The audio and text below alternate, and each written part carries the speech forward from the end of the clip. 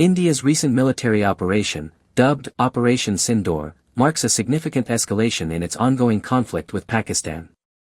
This action was a direct response to the devastating April 22 terrorist attack in Pahalgam, Jammu and Kashmir, which resulted in the deaths of 26 civilians, predominantly Indian tourists. The attack was attributed to the Resistance Front, TRF, a group allegedly linked to Pakistan-based Lashkar-e-Taiba. In retaliation, India conducted precision missile strikes targeting 9 locations in Pakistan and Pakistan-administered Kashmir, including areas in Bahawalpur, eastern Punjab. These sites were identified as terrorist infrastructure linked to the Pahalgam attack. The Indian government emphasized that the operation was carefully planned to avoid civilian casualties and did not target Pakistani military installations, underscoring its intent to focus solely on terrorist threats. India's military preparedness was evident through nationwide security drills, the first of such scale since 1971, aimed at readying the nation for potential escalations.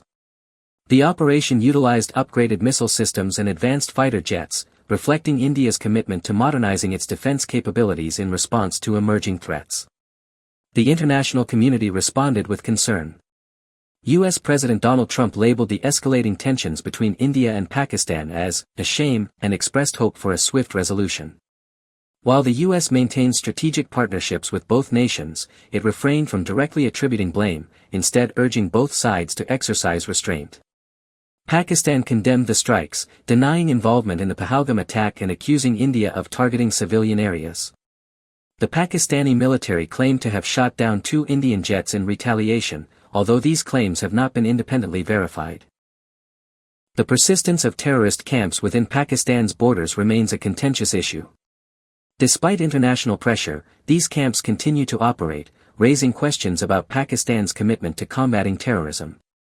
The U.S. State Department has previously highlighted Pakistan as a safe haven for terrorists, citing inadequate governance and political will as contributing factors. Historically, the U.S. has navigated a complex relationship with both India and Pakistan.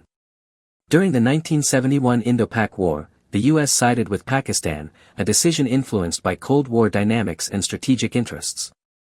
In recent years, the U.S. has sought to balance its partnerships, engaging in defense and economic agreements with both nations.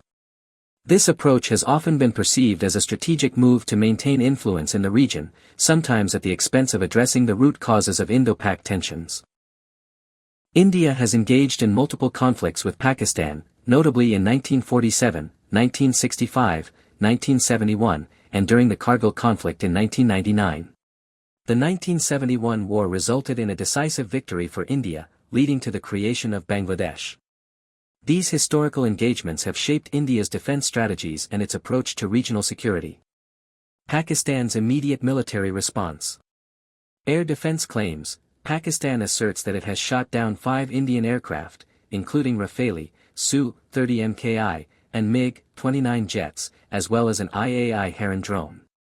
However, India has disputed these claims, and independent verification is pending. Artillery and missile strikes. In retaliation, Pakistan has conducted artillery shelling and missile strikes across the line of control, LOC, resulting in civilian casualties and infrastructure damage in Indian-administered Kashmir. Civilian impact. Pakistan reports that India's strikes resulted in 26 civilian deaths and 46 injuries, including women and children. Conversely, India reports civilian casualties due to Pakistan's retaliatory actions. Pakistan's military capabilities have been significantly bolstered by its alliance with China. Notably, the acquisition of Chinese-made J-10C fighter jets equipped with PL-15 missiles has enhanced its aerial combat potential. During recent hostilities, Pakistan reportedly utilized these jets to down Indian aircraft, marking a significant real-world application of Chinese weaponry. Furthermore, China has provided Pakistan with advanced air defense systems and satellite-backed intelligence support, underscoring the deepening military cooperation between the two nations. Throughout their history, India and Pakistan have engaged in several conflicts. 1947-48 war resulted in the division of Kashmir, with both nations administering parts of the region.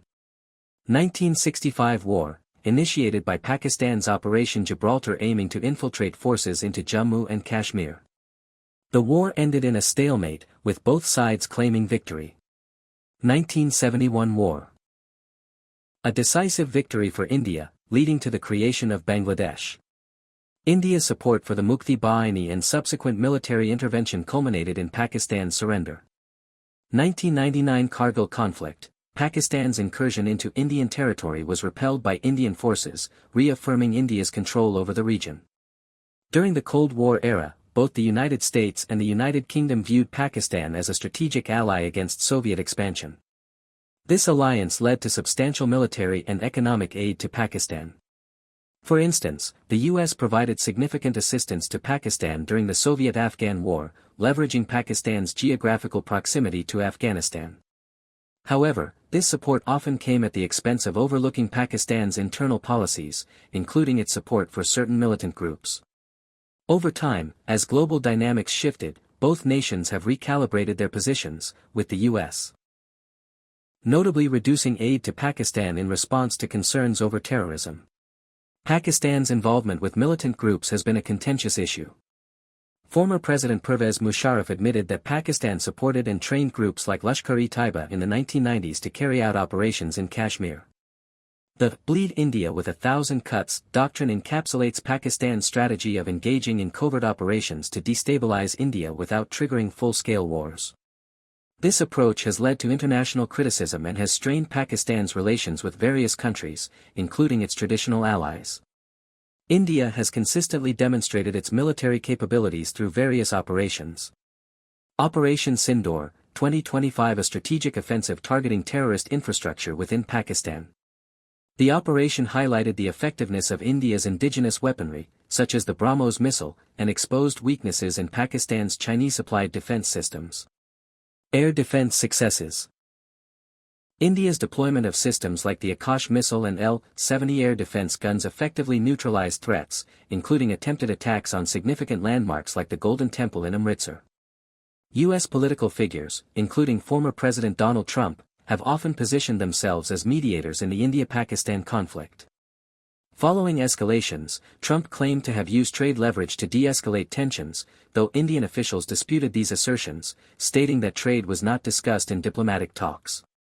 Such claims highlight the complex interplay of international politics, where narratives are shaped to serve domestic and global agendas. Why doesn't the UN or global organizations act strongly against Pakistan's terror links?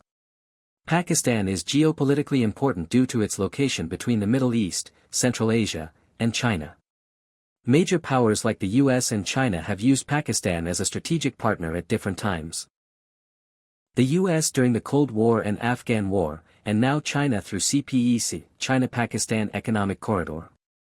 As a result, powerful countries often veto or soften actions against Pakistan in international forums like the UN Security Council. For example, China has repeatedly blocked India's efforts at the UN to designate individuals like Masood Azhar, Jaish-e-Mohammed chief, as global terrorists. Pakistan publicly condemns terrorism, especially after attacks like the 2014 Peshawar Army School massacre, where over 140 children were killed. It shocked the world and led Pakistan to launch the National Action Plan, NAP. But, while Pakistan cracks down on anti-Pakistan terrorists, like Tehrik-i-Taliban Pakistan, it still protects or turns a blind eye to India-centric terror groups like Lashkar-e-Taiba, LET, Jaish-e-Mohammed, JEM, Hizbul Mujahideen. These groups operate training camps in Pakistan-occupied Kashmir, and are often tolerated or supported by Pakistan's ISI, Inter-Services Intelligence. While India and other countries have presented evidence of cross-border terrorism, international legal action requires irrefutable, publicly accepted proof. Pakistan denies involvement, and without direct attribution, organizations like the UN struggle to formally act. Page facing up even after the 2008 Mumbai attacks, where Ajmal Kasab was caught alive and confessed, Pakistan delayed action against LET founder Hafiz Saeed for years. The Pakistani government often lacks control over certain tribal or border regions where many terror camps operate. In many cases, even if the government wants to act, the military and ISI have their own agendas. There's also a fear of internal backlash. Groups like LET and TTP have deep roots in society, and taking full action could risk civil instability. The 2014 Peshawar Army Public School massacre was one of the worst terror attacks in Pakistan's history. It was carried out by TTP, Tehrik-i-Taliban Pakistan, a group hostile to the Pakistani military. The attack forced Pakistan to publicly promise a crackdown, and they launched Operation Sindoor in tribal areas. But the crackdown focused only on anti-Pakistan militants. Meanwhile, India-focused groups like LET and GEM continued to operate freely, sometimes even holding public rallies and fundraisers. Why global organizations and agencies often stay silent. Fear of destabilizing Pakistan, which has nuclear weapons. China's strong backing of Pakistan at the UN and in global trade bodies. Western countries' mixed agendas. While they criticize terrorism, they also want Pakistan's help on Afghanistan, regional stability, and trade. International orgs like the UNHRC, Human Rights Council, often focus more on India's Kashmir policies than Pakistan's terror links, partly due to lobbying and bias. The world plays safe when it comes to Pakistan, even when terrorism is an open secret. Until global powers are willing to put justice above politics, groups operating from Pakistani soil will continue to function in the gray zone. Moral of the lesson: no country, no soul, no individual, no organization, entity acts with 100% pure intentions of doing anything. There's always a selfish motive or some expectation. A transaction. Everything is a transaction. No nation in the modern world fully operates with pure intent, zero self-interest, or without causing some collateral impact, even indirectly. I'm not saying it's always wrong, it's a necessity of sustainability and balance, but there's always a better way.